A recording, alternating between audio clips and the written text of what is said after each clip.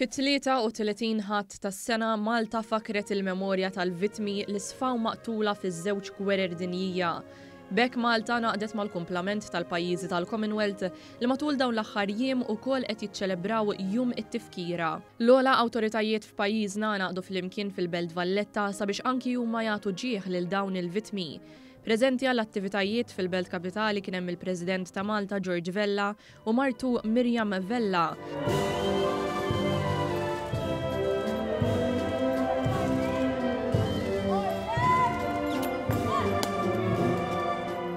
Il-Prim Ministru Robert Abela flimkien ma' Dr. Lydia Abela u l-Speaker tal-Kamra tar-Rappreżentanti Angelo Farrugia.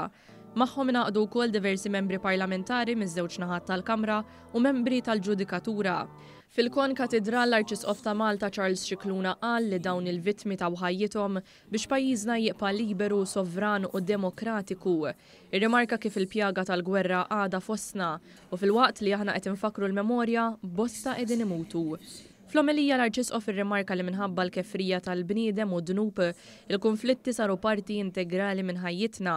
L-Arċisqof Malti sellem lill-eluf ta' vittmi li ntbagħtu għal qatla minħabba deċiżjonijiet ta' min kellu il-poter u uża dawn il-vittmi f'logħba kifra li ħallit biss warajha orfni, romol u tbatija.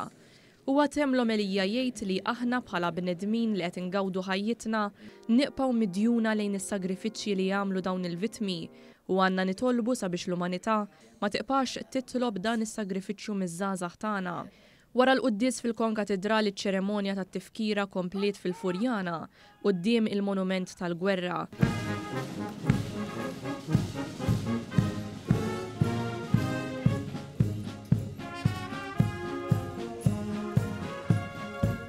Fejn il-President George Vella, il-Prim Ministru Robert Abela, l-Speaker tal-Kamra Angelo Farrugia u Robert Kutajjar f'isem l-Oppożizzjoni tefgħu kuruna tal-fjuri.